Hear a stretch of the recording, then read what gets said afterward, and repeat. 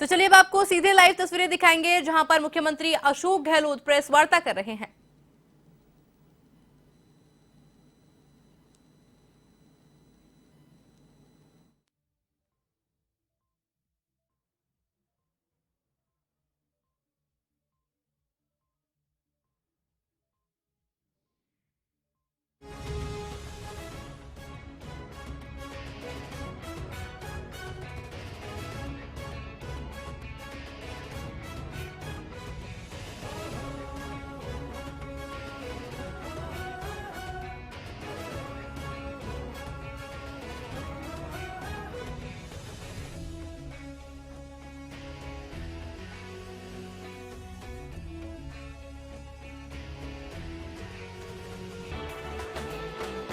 सफर है वो तय करने जा रही है। लगातार देखा जा रहा है कि राहुल गांधी के नेतृत्व में लगातार जो है भारत जोड़ो यात्रा आगे बढ़ रही है। तो ही राहुल गांधी ने अलवर से जो है पदयात्रा की, कटी घाटी पार्क से पदयात्रा की शुरुआत कर दी है। मुख्यमंत्री अशोक गहलोत, भंवर जितेंद्र सिंह, पंजाब के पूर्व सीएम चरणजीत सिंह चन्नी सहित सभी नेता राहुल के साथ कदम ताल मिला रहे हैं। अलवर शहर से यात्रा गुजर रही है। कल सुबह पहले फेज के दौरान यात्रा हरियाणा में प्रवेश कर जाएगी। राजस्थान कांग्रेस के लिए राहुल गांधी की यात्रा के बहुत से सियासी मायने भी हैं। मुख्यमंत्री अशोक गहलोत और सचिन पायलट खेमों के बीच में इस यात्रा की वजह से सियासी सीज फायर करवाया गया। राहुल की यात्रा के गुजरने के बाद अब दोनों खेमों के बीच में शांति बरकरार रहती है या नए सिरे से खींचतान बढ़ती है, इस पर सबकी निगाहें टिकी हुई है। लगातार देखा जा सकता है कि कांग्रेस की भारत जोड़ो यात्रा को जनता का काफी समर्थन भी देखने को मिल रहा है। राहुल गांधी के साथ में लगातार लोग मौजूद हैं, लगातार उनके साथ में आगे बढ़ रहे हैं। तो वहीं राजस्थान में आज भारत जोड़ो यात्रा का 16वां दिन है।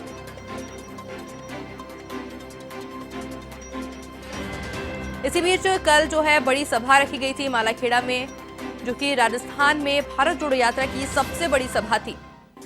आपको बताएं कि मुख्यमंत्री अशोक गहलोत समेत कई बड़े दिग्गज नेता राहुल गांधी के साथ में लगातार आगे बढ़ रहे हैं। 23 किलोमीटर का सफर आज राहुल गांधी तय करने वाले हैं। तो वहीं कल यात्रा हरियाणा में एंट्री कर जाएगी। लगातार राहुल गांधी का कारवां आगे बढ़ रहा है, जिसमें मुख्यमंत्री अशोक गहलोत, भंवर जितेंद्र सिंह, पंजाब के पूर्व सीएम चरणजीत सिंह चन्नी भी शामिल है।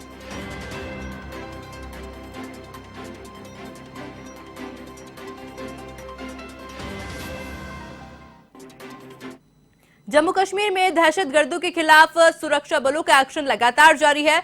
शोपियों के मुंजमार्ग इलाके में सुरक्षा बलों और आतंकियों के बीच मुठभेड़ हुई। इसमें लश्कर से जुड़े 3 आतंकी मारे गए। तो वहीं इलाके में अभी भी सर्च ऑपरेशन जारी है।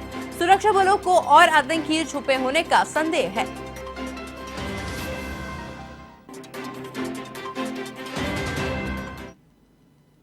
तो इसी के साथ जयपुर से खबर है, जहां आरसीए चुनाव में नामांकन का आज पहला दिन है। तो वहीं वैभव गहलोत ने आरसीए अध्यक्ष पद के लिए जो है नामांकन भरा है। आरसीए अध्यक्ष के साथ में बेटी कश्मीनी भी मौजूद है। आपको पता है विधानसभा अध्यक्ष सीपी जोशी को धन्यवाद कहा गया है।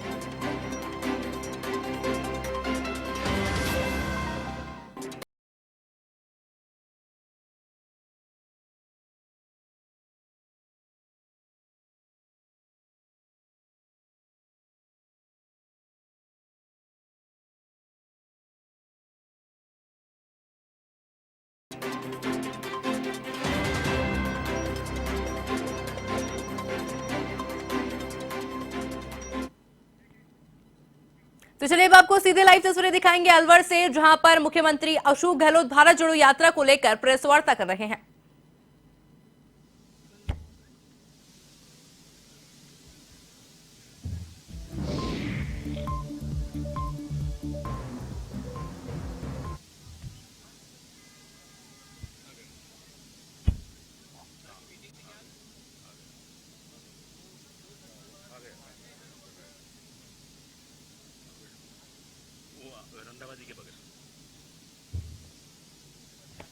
नमस्कार दोतासरा जी।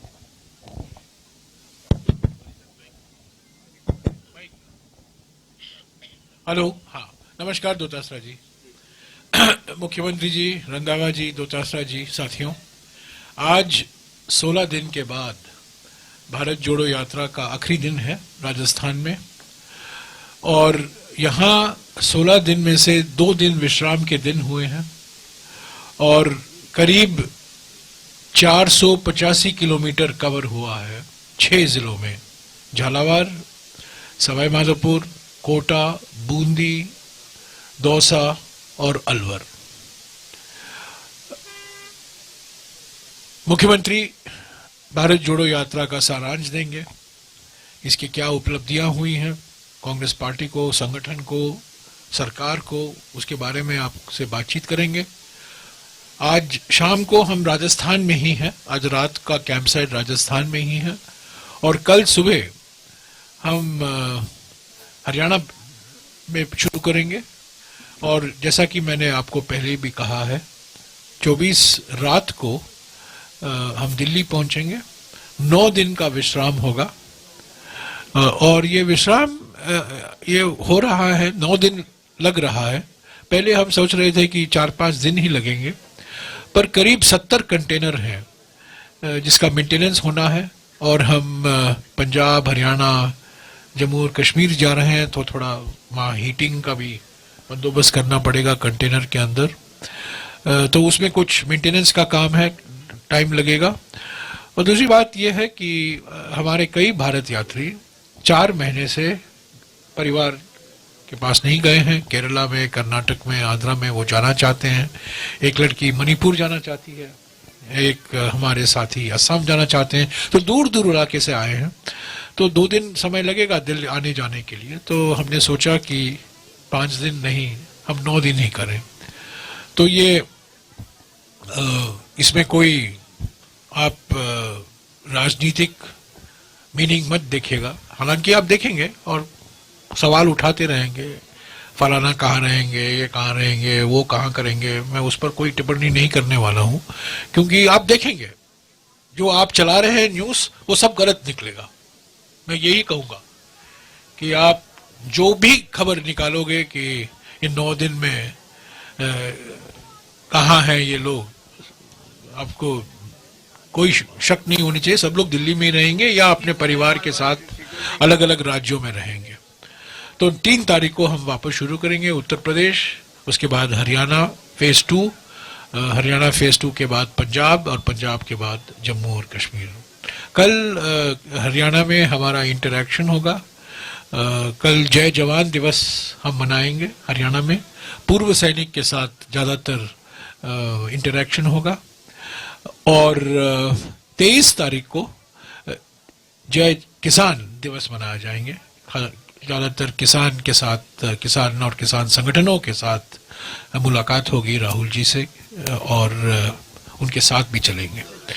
तो मैं भारत जोड़ो यात्रा के ओर से मुख्यमंत्री को, पीसीसी अध्यक्ष को, हमारे एआईसीसी प्रभारी को धन्यवाद देना चाहता हूँ। उन्होंने इतना अच्छा से प्रबंध किया और जो चुनौती कमलनाथ जी ने दी थी 16 दिन पहले, मैं समझता हूँ राजस्थान पूरी तरीके से सफल हुआ है, उस चुनौती को स्वीकारा है। और अगर मुझे कुछ कहना है, 10 में से 10 राजस्थान को मोबिलाइजेशन में, सड़क की गुणवत्ता में हम चल सकते हैं, कोई खतरा नहीं था। और जो रहने का बंदोबस्त भी किया गया है, कैंप 1, कैंप 2, वो सब 10 में से 10। मैं एक ही बात का जो मुझे दुख है कि कई पत्रकार राहुल जी से के साथ चलना चाहते थे और मैंने भी वादा किया कि मैं कुछ कोशिश करूंगा, पर वो हो नहीं पाया। तो अगर आप हरियाणा में आना चाहते हैं तो मैं हरियाणा में कोशिश करूंगा दिल्ली में श्रीनगर तक चलिए, श्रीनगर में कोशिश करूंगा, पर आप यकीन मानिए मेरे प्रयास छूटे नहीं। मैंने पूरा प्रयास किया, पर मेरे बहुत सी मजबूरियां हैं। और आज देखिए कई इंटरैक्शन को हमने कैंसिल करना पड़ा, क्योंकि आज हमारे संगठन से ज़्यादा लोग जो संगठन से जुड़े हुए हैं उनको मौका नहीं मिला था वो राहुल जी के साथ चले।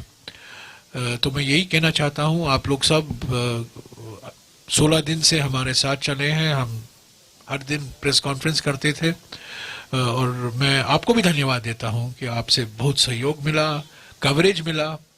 हालांकि राहुल जी बार बार मीडिया को टोकते रहते हैं, पर मैं कहना चाहता हूँ, मैंने उनसे भी कहा है कि आप अंग्रेजी अखबार छोड़िए, दिल्ली के अंग्रेजी अखबार छोड़िए, जो रीजनल मीडिया है हमें पूरा कवरेज दे रहा है। और ये मध्य प्रदेश में था, ये महाराष्ट्र में देखने को मिला, और राजस्थान में हमें अच्छा से कवरेज आप ही के बदौलत हमें मिला है। मैं आपको धन्यवाद देता था।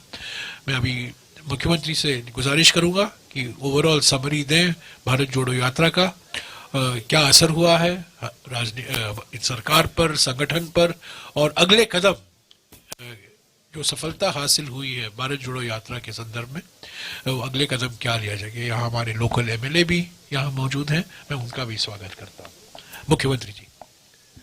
अभी जयराम रमेश जी ने आपको जो भी टिप्पणियाँ की है और जो आपने वादा किया नहीं निभा पाए, उसके लिए सॉरी फील भी किया है, और ये भी कहा है कि आपने कवरेज रीजनल प्रेस में अच्छे दिए हैं। उसके लिए मैं आपका विशेष शुक्रगुजार मैं भी हूँ, क्योंकि पता नहीं क्यों आपने खुद ने कहा अंग्रेजी न्यूज पेपर कवरेज नहीं दे रहे। ये भी एक आश्चर्य की बात है और दुखद बात है, क्योंकि सामरिक सरोकार तो उनका भी होना चाहिए।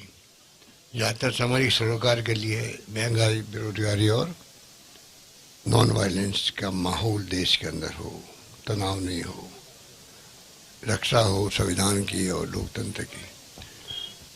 यात्रा का ज़्यादा सवाल है, मैं समझता हूँ राहुल गांधी जी की यात्रा जो है भारत जोड़ो यात्रा, जोड़ो जोड़ो भारत जोड़ो, नफरत छोड़ो, इसने एनडीए गवर्नमेंट को हिला के रख दिया है, हिला के रख दिया है। प्रधानमंत्री जी, मोदी जी, अमित शाह जी घबरा गए हैं। बीजेपी के नड्डा साहब और बीजेपी वाले विचलित हो गए हैं, चिंतित हो गए हैं। इसलिए मीडिया पे दबाव है उनका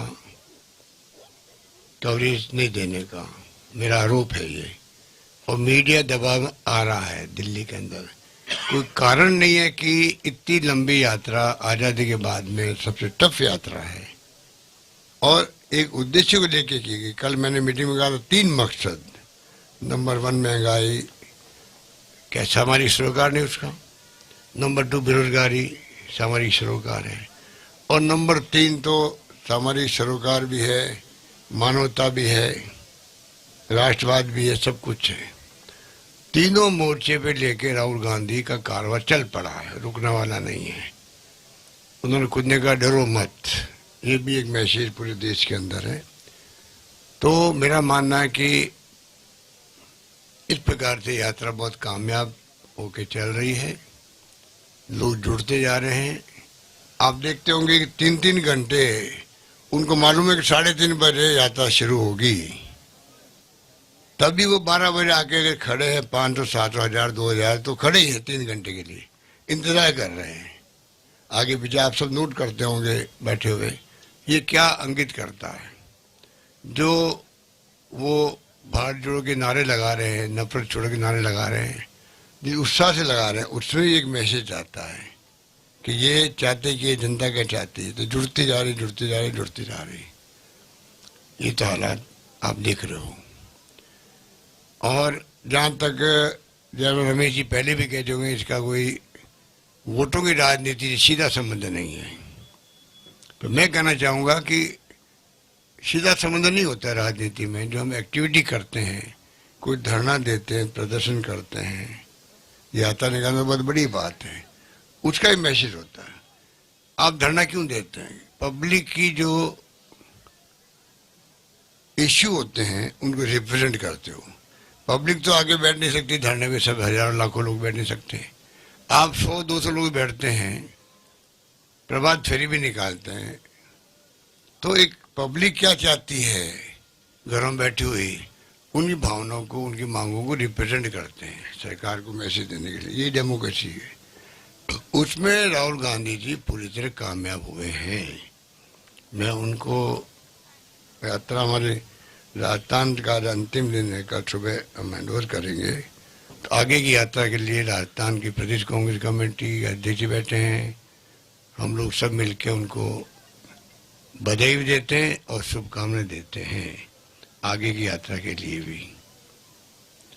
और इतना भी कहना चाहूँगा कि राजस्थान के अंदर इसका बड़ा इम्पैक्ट पड़ा है। जैसलमेर, बाड़मेर लगा के धौलपुर हो, झालावाड़ हो, जो हमारे बॉर्डर डिस्ट्रिक्ट है, मतलब कोई डिस्ट्रिक्ट ऐसा नहीं हुआ होगा जहाँ के लोग नहीं आए होंगे।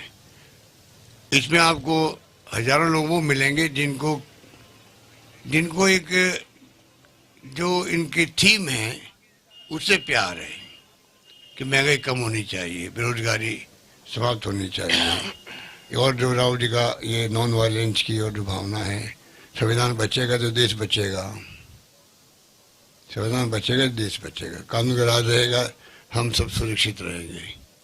कल मैंने भी कहा था कि अब जो है जुडिशरी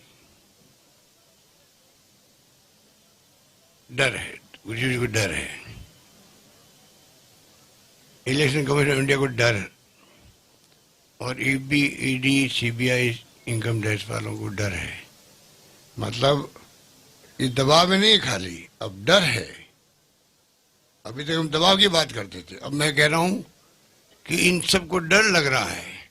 अगर हमने ऊपर का हुक्म नहीं माना तो क्या होगा? ऊपर से हुक्म आते हैं आपको, इलेक्शन जहाँ जहाँ होते हैं उसके पहले जाके कहाँ का छापामारी करनी है, लिस्ट दी जाती है।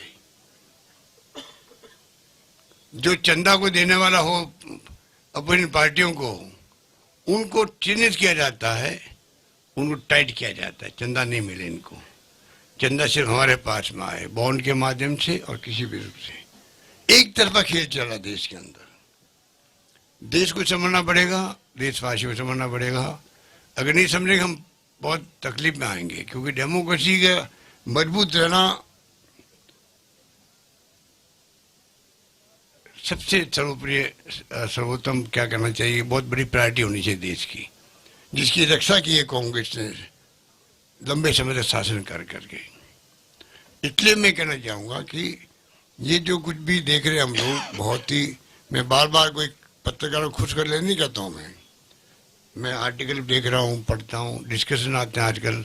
वो सत्य हिंदी का आपका एक ऐप बना लगा, वो आशुतोष का, उसी ढंग से और कई ऐप बन गया आजकल, तो रवीश कुमार का ऐप बन गया होगा। मैं देखता हूँ उनमें जो डिस्कशन बैठते हैं, आपके साथी होंगे, इंटेलेक्चुअल होंगे, लेखक होंगे, साहित्यकार होंगे, क्या क्या मतलब लोगों की सोच है, क्या चिंतित थे लोग।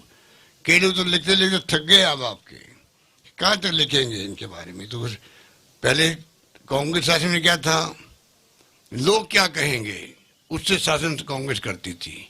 जनता क्या सोच रही है हमारे बारे में, मुख्यमंत्री के इस्तीफे, रेल मंत्री का इस्तीफा, लॉ मिनिस्टर का इस्तीफा, अब 7-8 साल में कोई इस्तीफा हुआ है? तो आप सोच सकते हो कितना बड़ा फर्क है सोच के अंदर, कांग्रेस की और इन लोगों की सोच के अंदर। ये सब बातों को हमें पब्लिक को भी बताना पड़ेगा, उस रूप में ये मैं महसूस करता हूँ। जहाँ तक राजस्थान की मैं बात करूँ, मैं कह सकता हूँ ये यात्रा हमारे लिए वरदान साबित हो रही है। नंबर 1, ये यात्रा हमें संदेश दे रही है, हमारी सरकार को भी। हर यात्रा संदेश देती है, चाहे वो किसी पार्टी की हो। अब संदेश हम कैसा लेते हैं पब्लिक इंटरेस्ट के अंदर, वो हमारे ऊपर है। इस यात्रा से हमने संदेश लिया है कि हम अगली बार जो है बजट ला रहे हैं, क्यों नहीं हम लोग, वही सामाजिक सरोकार की बात आती है, महंगाई पर हम ज़्यादा ध्यान दें। जैसे कल मैंने 500 रुपये में सिलेंडर गरीबों को और उज्ज्वला वालों सबको, खाली टंकियाँ पड़ी हुई है, प्रधानमंत्री जी ने खूब उसको लंबा चौड़ा कैंपेन किया था, और वो इतना महंगा हो गया सिलेंडर, 1040 से ज़्यादा हो गया। आज हमने कहा उन लोगों को हम 500 रुपये में सिलेंडर देंगे। एग्जाम्पल दे रहा हूँ आपको। ऐसे हम कई कदम उठाए हैं, उठाएंगे, आगे बजट में भी कोशिश करेंगे कि महंगाई की मार। आज हमने चिरंजीवी योजना है, ये भी महंगाई को आप अगर जोड़े हैं तो एक घर में थोड़ी सेविंग हो गई। जो दवाइयों में, ऑपरेशन में पैसा खर्च होता है, ये एग्जाम्पल दे रहा हूँ आपको, तो ये भी एक सेविंग। मतलब जो सोशल सिक्योरिटी स्कीम हमारी है, उड़ान भी क्यों नहीं हो, सब में अगर सरकार इन्वेस्ट कर रही है तो आप सोच सकते हो कि इससे महंगाई की मार थोड़ी कम पड़ती है। इस रूप में हमारी जो भी योजना है, मैं समझता हूँ कि वो योजना तमाम आप खुद महसूस कर रहे हैं कि सोशल सिक्योरिटी को हमने जो रखा है थीम में, वो हमारा आगे भी चलता रहेगा। पेंशन दे रहे हैं हम लोग, 1 करोड़ लोगों को दे रहे हैं पेंशन। और आपको आश्चर्य होगा कि 9-10 लाख लोगों को देते हैं। पहले मेरे को अंदाजा 20-25 लाख को देते होंगे। 200 रुपये केंद्र सरकार दे रही है। मेरी मांग है केंद्र सरकार से, तो राहुल गांधी जी ने अगर बोले 5 पॉइंट चिरंजीवी योजना का और इंदिरा गांधी रोजगार योजना शहरों के अंदर और उड़ान महिलाओं के लिए पुरानी पेंशन, 5 पॉइंट जो है, मैं चाहूंगा कि प्राइम मिनिस्टर साहब को चाहिए कि मोदी जी को कि राहुल गांधी जी ने जो फीडबैक मिला उनको, ये ऐसा नहीं बोले, वो हमारे कहने से नहीं बोले, मैं आपको कह सकता हूँ, उनकी जो प्रकृति में जानता हूँ, ये सब जानते हैं। वो ऐसा नहीं कि हमने कह दिया आप बोल रहे हो हमारे लिए कि हमने बहुत अच्छा काम किया, वो नहीं मानने वाले। उन्होंने जो यात्रा की है 2000 किलोमीटर ज़्यादा की, जो फीडबैक आया जनता ने उनको, उसके आधार पर कल उन्होंने अपनी बात कही है। तो क्यों नहीं डेमोक्रेसी के अंदर प्रधानमंत्री मोदी जी राहुल गांधी की यात्रा का फीडबैक जो उन्होंने कल दिया है, हमारी योजना महात्मा गांधी इंग्लिश स्कूल की बात करी। आप कल्पना कीजिए, मैं खुद इंग्लिश के खिलाफ रहा हूँ बचपन से ही, इसलिए हम सीख नहीं पाए इंग्लिश को। ये हंस रहे हैं जयराम भाई, हंस रहे हैं। ने अंग्रेजी सीखा ना, वो छोड़िए, मैं मेरी बात कर रहा हूँ कि मैं इंग्लिश के खिलाफ था, क्योंकि उस वक्त में दक्षिण में हिंदी के खिलाफ आंदोलन होते थे और नॉर्थ के अंदर इंग्लिश के खिलाफ आंदोलन होते थे। हम उसके भागीदार हैं। 40-50 साल में देखा कि वास्तव में कल राहुल गांधी जी ने जो एक्सप्लेन किया, अंतर्राष्ट्रीय जगत में अगर आपको दखल करनी है तो आपको इंग्लिश सीखनी पड़ेगी। वो काम हमारे जब शिक्षा मंत्री थे दुतासा जी, तब कर दिया हम लोगों ने। आज 1600 स्कूल खुली है, कल राहुल गांधी ने कह दिया है इन स्कूलों में कमी नहीं आनी चाहिए। तो आप देखोगे एक जाल बिछा देंगे हम लोग, जहाँ मांग होगी। आज भी लॉटरी खोलनी पड़ रही है बच्चों के एडमिशन के लिए। बच्चे बोलने लगे इंग्लिश। परसों जब प्रदर्शनी में गए राहुल गांधी जी, तो कई बच्चों ने इंग्लिश में बात करने की कोशिश करी। तो आप 5-10 साल के बाद में हमारे बच्चे इतने होशियार हो जाएंगे, वो कम्पीट करने की स्थिति में आ जाएंगे इस दुनिया के अंदर, जो इंग्लिश की दुनिया भी है। तो मैं कहना चाहूँगा आपको कि तमाम जो इंग्लिश स्कूल की बात, उड़ान की बात कई महिलाओं के लिए कर उन्होंने, संकोच में लोग बोलते नहीं है। टाइम चला गया, घूंघट में महिला बोलती नहीं है, इन्फेक्शन बार बार होते हैं, दवाई लो कि तब बाढ़ बन जाती, बच्चे पैदा नहीं होते हैं, कैंसर हो जाता है। डॉक्टर कहते हैं, मैंने डॉक्टर को पूछा क्या क्या संभावना है, आप बताइए। आज हम चाहते हैं कि सरकार ने दिया है, कल वो सक्षम खुद हो। 12 नैपकिन पर मंथ देंगे हम लोग। इस पर आपके आर्टिकल आने चाहिए आप लोगों के पब्लिक इंटरेस्ट के अंदर। ये हो गया शहरी रोजगार योजना, करीब 4 लाख लोगों ने अभी रजिस्ट्रेशन करवाया है। और मैंने कल रात को ही कलेक्टर से बात करी है, लोकल भी इतने खुश हैं कि छोटे बड़े काम जो हैं वो तमाम काम इनके जो रोजगार के माध्यम से हमारे होने लग गए हैं। OPS मुझे मालूम प्रधानमंत्री जी इसको स्वीकार नहीं कर रहे हैं। नीति आयोग NK सिंह साहब हमारे चेयरमैन फाइनेंस कमीशन, डॉक्टर पनगड़ी बोले, मेरे ख्याल से अंदाज है मेरा, कई लोगों ने इसको एक प्रकार से इसको नहीं मान रहे, नहीं होना चाहिए। मेरा मानना है कि जब देश की आज़ादी के बाद से, जब से पेंशन लागू हुई है, अभी तक देश ने प्रगति भी करी है और पेंशन भी दी है सबको भी। लगता है कि 1.5 लाख पेंशन मिल रही है इसको, DA के साथ बढ़ रही पेंशन। ये नहीं सोचते 1.5 लाख की कीमत क्या रह गई आज, 1 लाख की कीमत क्या रह गई है, रुपये की अवमूल्यन हो रहा है। तो ये जो है सोच जो है कि ये संभव नहीं है या ये मतलब उचित नहीं है, मैं मानता हूँ ये उचित है। और इसको ह्यूमन राइट कमीशन, CNAG जिसके मिस्टर राजीव महर्षि हमारे राजस्थान के कैडर के हैं, मुझे दुख होता है कि जो राजस्थान कैडर का ऑफिसर CNAG था तब तो उन्होंने ऑब्जेक्शन किए थे कि ना नियम बने, ना कायदे बने, ना कुछ नहीं हुआ। 15 साल के बाद में आलोचना करी। अब वो आर्टिकल लिख रहे मेरे ख्याल से इसके खिलाफ में, दबाव में वो भी होंगे। हर वो व्यक्ति दबाव में है जो सरकार की से असहमति व्यक्त करता है या आलोचना करता है। जुडिशल कमीशन वो कह रहा हम नहीं लागू करेंगे इसको।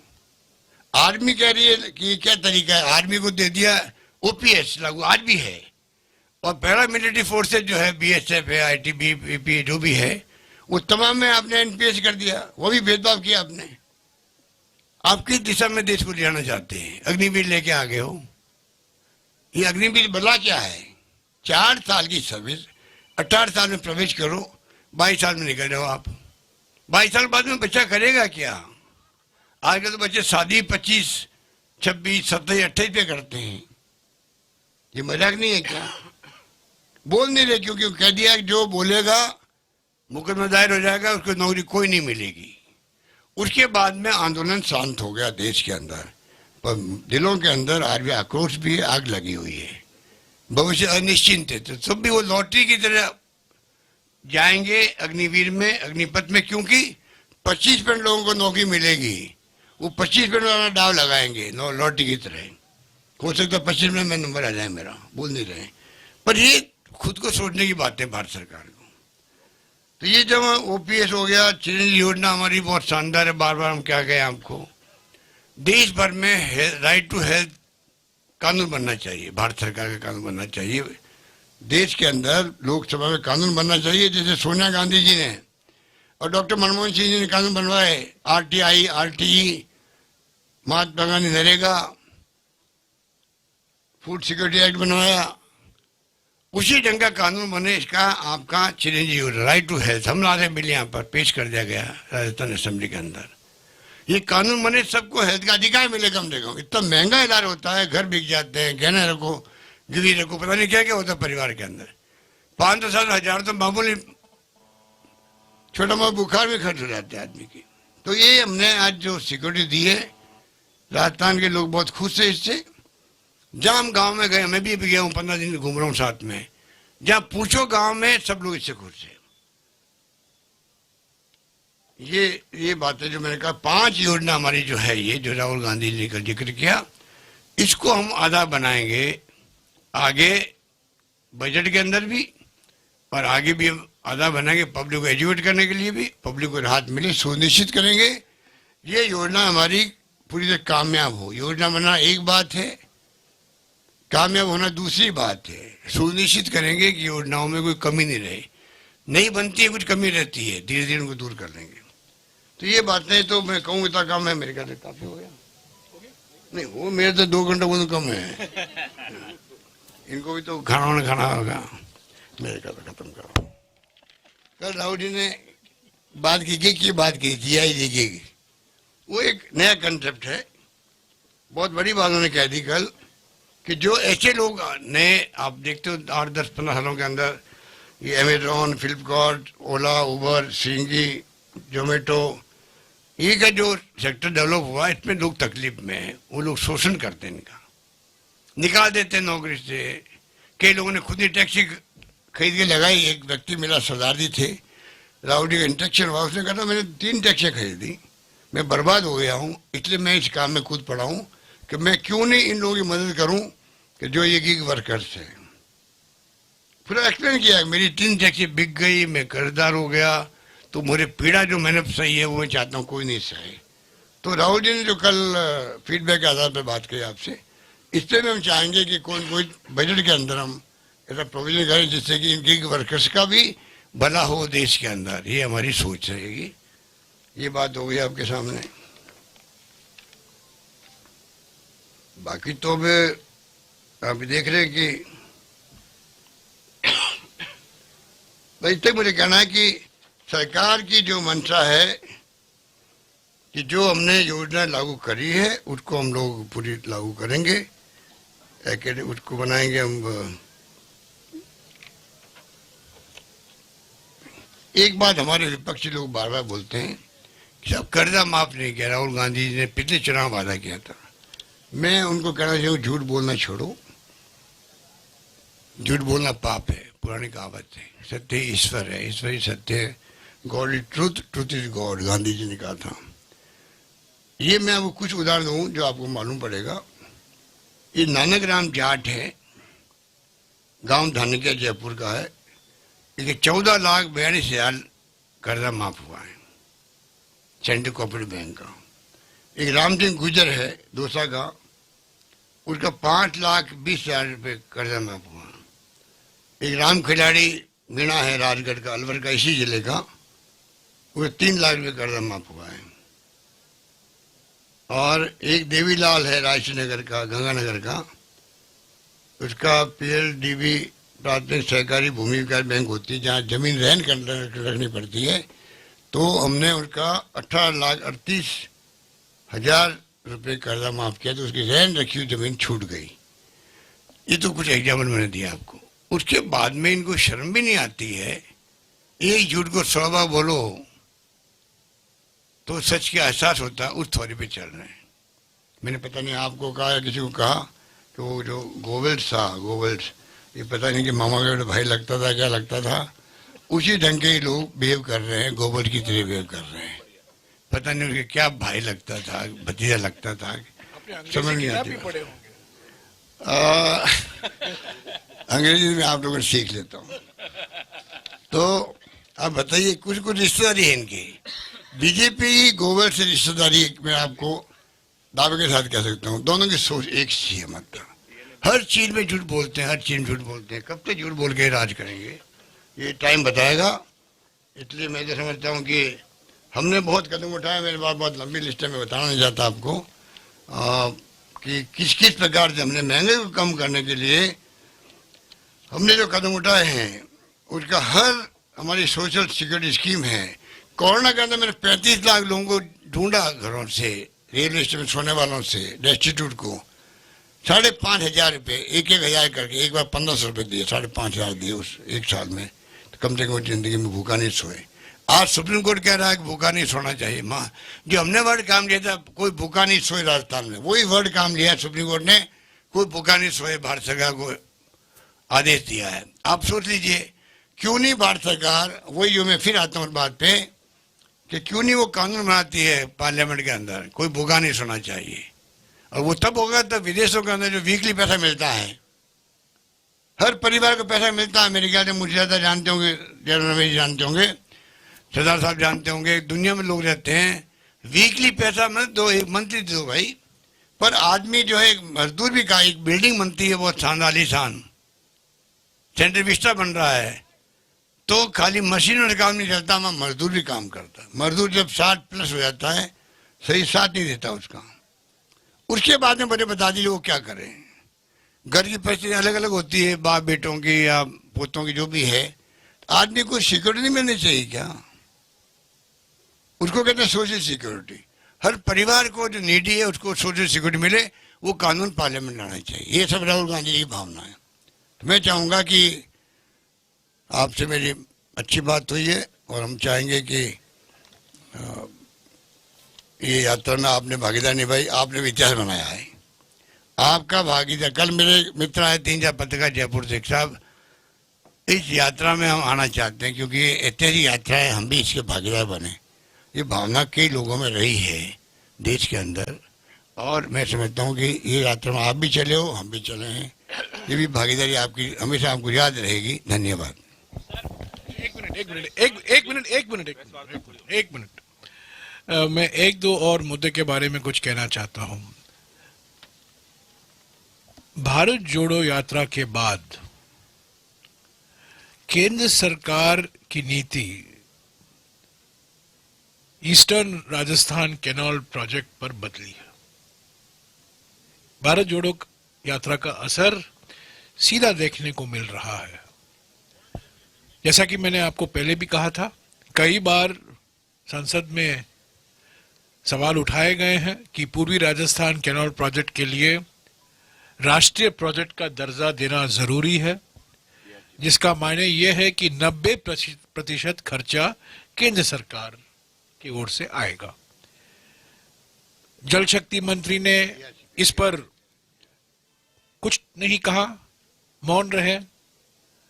और कुछ ना कुछ सवाल उठाते थे। हालांकि प्रधानमंत्री ने 2 बार जयपुर में और अजमेर में यह आश्वासन दिया था कि ERCP जो पूर्वी राजस्थान के 13 जिले के लिए फायदेमंद होगा, वो लागू होगा, वो नेशनल प्रोजेक्ट घोषित किया जाएगा। पर उन्होंने नहीं किया। प्रस्ताव गया यहां से, योजना बनी, ये 90-10 पर अटका हुआ था। भारत जोड़ो यात्रा के बाद एक बयान आया है केंद्र सरकार की ओर से कि हम सोच सकते हैं 75-25 फॉर्मूला सोच सकते हैं। यह भारत जोड़ो यात्रा का सीधा असर है। और दूसरी बात, राज्य सरकार ने उसके लिए 9,000 करोड़ रुपए का प्रावधान भी किया था। मैं समझता हूं कि केंद्र सरकार घबराई गई कि अगर वो इस मामले में कुछ नहीं करेगी सकारात्मक तरीके से, उनकी कड़ी आलोचना होगी, खास तौर से पूर्वी राजस्थान में। तो ये एक महत्वपूर्ण उपलब्धि है भारत जोड़ो यात्रा का। दूसरी बात जो मैं कहना चाहता हूं गिग इकोनॉमी के बारे में, जो अभी अभी अशोक जी ने जिक्र किया, जो ऐप के आधार पर ट्रांसपोर्ट वर्कर होते हैं, अमेजॉन के लिए, जोमेटो के लिए,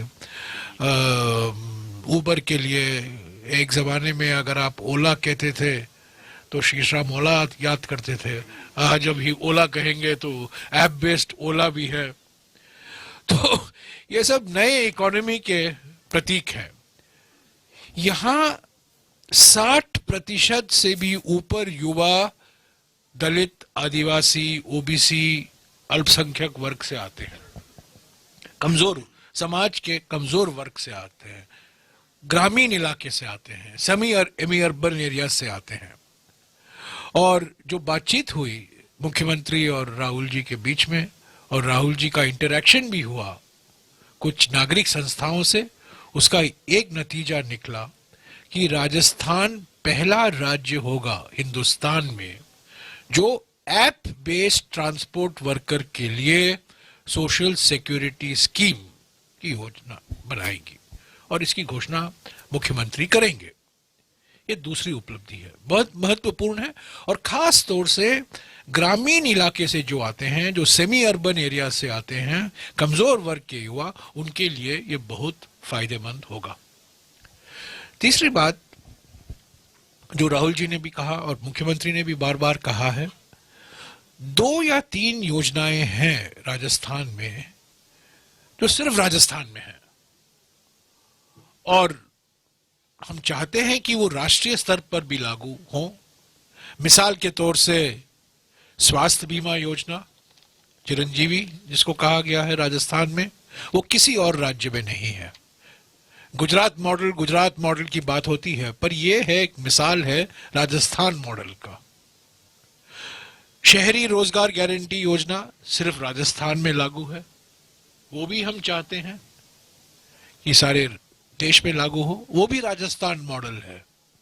और अभी अभी मुख्यमंत्री ने जिक्र किया, राजस्थान पहला राज्य होगा जहां जैसे राइट टू इंफॉर्मेशन है, जैसे कि वन अधिकार अधिनियम 2006 है, ऐसे ही स्वास्थ्य के लिए राइट टू हेल्थ कानून बनाया जाएगा। और राजस्थान पहला राज्य होगा जहां कानून के आधार पर नागरिकों को एक हक मिलेगा, स्वास्थ्य की सुविधा उनको सिर्फ एक वादा नहीं रहेगा, पर वो कानूनी प्रावधान किए जाएंगे, ताकि अगर वो पूरा नहीं हो वो न्यायालय की दरवाजा खटखटा सकते हैं, जैसे कि नरेगा कानून है, आरटीआई कानून है। तो राइट टू हेल्थ एक्ट, वो भी राजस्थान मॉडल का एक और मिसाल है। तो कई उपलब्धियां हैं भारत जोड़ो यात्रा से, और राहुल जी ने करीब 8-10 अलग अलग दोपहर को इंटरैक्शन किए, 70 संस्थाओं से वो मिले, बैठकर मिले, 30, 35, 40 मिनट उनके साथ मिले। दलित संस्था, आदिवासी संस्था, महिलाओं संस्था, अलग अलग संस्थाएं से मिले। मुख्यमंत्री थे, पीसीसी अध्यक्ष भी मौजूद थे, हमारे प्रभारी भी मौजूद थे। कई सुझाव आए, प्रशंसा तो हुई राज्य सरकार की, पर कई सुझाव भी आए और मैं उम्मीद करता हूं कि अगले कुछ दिनों में, हफ्तों में ये नतीजे आपको दिखाई देंगे। अंत में मैं यही कहूंगा कि एक और बड़ी उपलब्धि हुई है भारत जोड़ो यात्रा की। जो सुझाव कल राहुल जी ने दिया अलवर में कि हर महीने मंत्री यात्रा में निकलेंगे, हर जिले में मुख्यमंत्री से लेकर सभी मंत्री सभी जिलों में यात्रा निकलेंगे। और मैं ये समझता हूं कि हमारे प्रधानमंत्री जो पीएम हैं, मैंने कहा था आपको पहले दिन, पीएम प्राइम मिनिस्टर नहीं होता है, PM packaging and marketing. Modi साहब ने पीएम की परिभाषा बदल दी है। ऐसे ही मैं समझता हूं हमारे अशोक जी को सीएम की परिभाषा बदलने का वक्त आ गया है। सीएम माने कम्युनिकेशन मिनिस्टर, चीफ मिनिस्टर नहीं। हमारे में प्रचार हम छूट जाते हैं। हमारी उपलब्धियां बहुत हैं, हमारी योजनाएं बहुत उम्दा हैं, बहुत फायदेमंद हैं, लोग प्रशंसा करते हैं, पर संगठन की ओर से, सरकार की ओर से हम इतना प्रचार नहीं करते जितना कि हमारे विरोधी करते हैं। वो काम कम करते हैं, प्रचार ज्यादा। हम काम ज्यादा करते हैं और प्रचार कम। और अगले एक साल में आ गया है प्रचार का समय, और मैं उम्मीद करता हूं कि हमारे मुख्यमंत्री, हमारा संगठन, पीसीसी अध्यक्ष, सभी लोग प्रचार में लगेंगे। हम ये प्रचार उपलब्धियों के आधार पर कर रहे हैं, कोई झूठे मोटे वादे के आधार पर नहीं कर रहे हैं। चिरंजीवी योजना के बारे में राहुल जी ने खुद देखा, किडनी ट्रांसप्लांट, एक नौजवान और एक लड़का जो लाभार्थी थे चिरंजीवी योजना के। तो अचीवमेंट के आधार पर प्रचार करना और झूठे वादे या झूठ के आधार पर प्रचार करना दो अलग चीज होते हैं।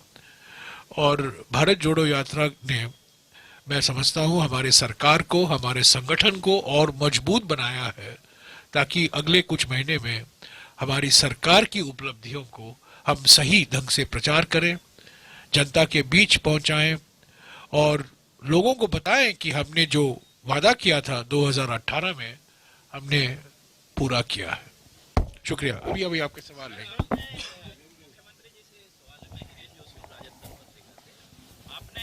यात्रा राहुल जी की राजस्थान के लिए वरदान रही, निसंदेह भीड़ भी उमड़ रही है, सब देख भी रहे हैं।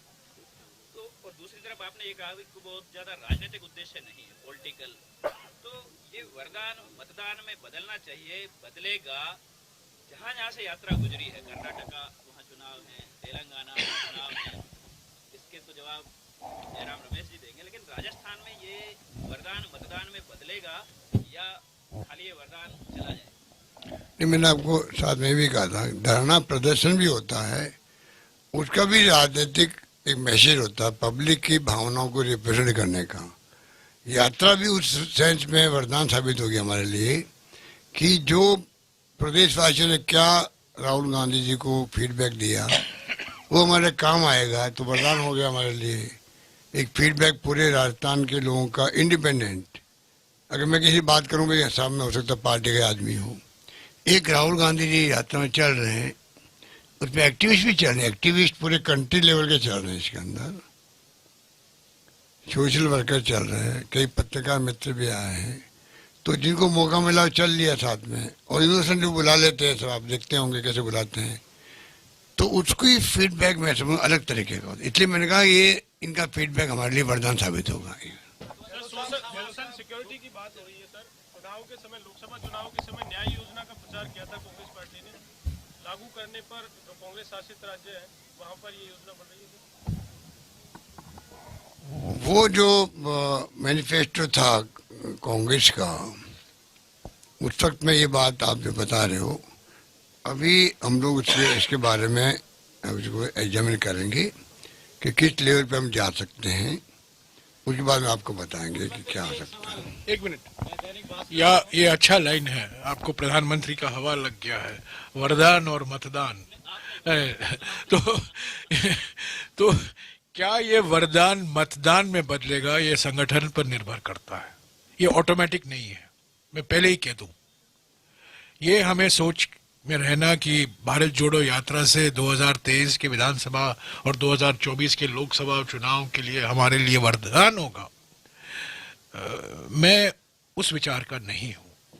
बहुत से कठिनाइयां आगे, बहुत सी चुनौतियां हैं पार्टी के सामने, पर भारत जोड़ो यात्रा ने एक दरवाजा खोला है, एक मौका दिया है हमें, और जैसा कि मुख्यमंत्री ने कहा, एक वरदान की तरह किया। उसको मतदान में बदलना संगठन पर निर्भर करता है, कार्यकर्ताओं पर निर्भर करता है। एकता, अनुशासन, एकजुटता सबकी जरूरत है, तो ऑटोमेटिक नहीं है, हम पर निर्भर करता है। हम ये नहीं कह सकते कि भारत जोड़ो यात्रा से 2023 और जो 8 राज्यों में चुनाव होने वाले हैं और 2024 में जो लोकसभा के चुनाव आने में अचानक हमारी स्थिति मजबूत हो गई है। मैं उस विचार का नहीं हूं, और राहुल जी भी कहते हैं बार बार, ये मतदान अलग है और ये जो मुख्यमंत्री का शब्द है वरदान, वो अलग है।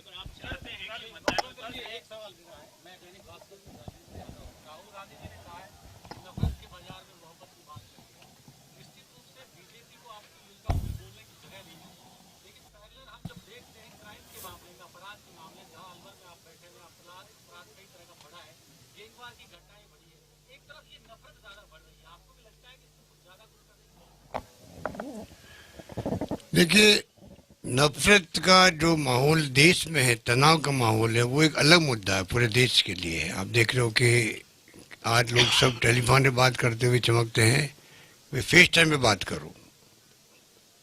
मतलब एक प्रकार से मैं कह सकता हूँ कि अधिकांश लोग जो है वो, मैं सुनता हूँ, फेस टाइम बात करना पसंद करते हैं। वो क्यों? वो तो एक अलग तरह का हो गया। और आपका मतलब है कि आपने कौन सी बात कही? क्राइम बहुत बड़ा। क्राइम में बताऊं आपको, मैं तुलना नहीं करना चाहता दूसरे राज्यों से, तुलना करना उचित भी नहीं है, क्योंकि एक क्राइम भी क्यों हो, अन्याय, अत्याचार, उत्पीड़न, नो कॉम्प्रोमाइज मेरी दृष्टि के अंदर।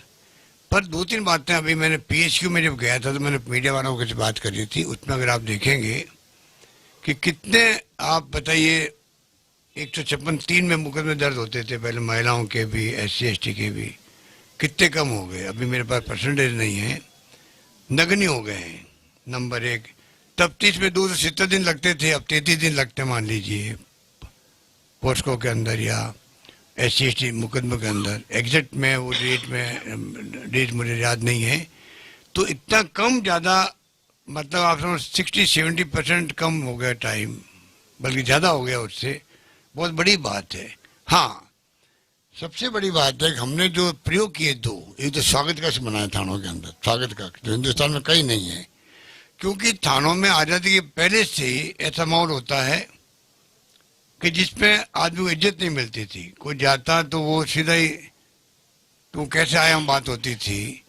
अब थानेदार साहब हो या पुलिस वाला, उनको लगे कि मैंने स्वागत कक्ष बनाया हमारे यहाँ, तो मुझे इज्जत तो देनी पड़ेगी। जब तक कोई क्रिमिनल साबित नहीं हो तब तक आप तो मान सम्मान तो दो। पता नहीं वो जो अभियुक्त, जो व्यक्ति आया, वो जो उसने क्राइम किया ही नहीं है, ये जो फरियादी आया है उसको कम से कम मान सम्मान का अधिकार रखता है। तो ये जो हमने एक तो स्वागत का, दूसरा सबसे बड़ा फैसला किया है FIR कंपल्सरी करने का। ये हिंदुस्तान में कहीं पे नहीं है। FIR कंपल्सरी जिस दिन मैंने की, उस दिन आप साथियों को मैंने कहा था PHQ के अंदर, आज से 3-4 साल पहले, सजा बनते ही संख्या बढ़ेगी तो लगे क्राइम बहुत बढ़ गया है, जबकि संख्या इसलिए बढ़ेगी, हर FIR को कंपल्सरी किया गया है दर्ज करना।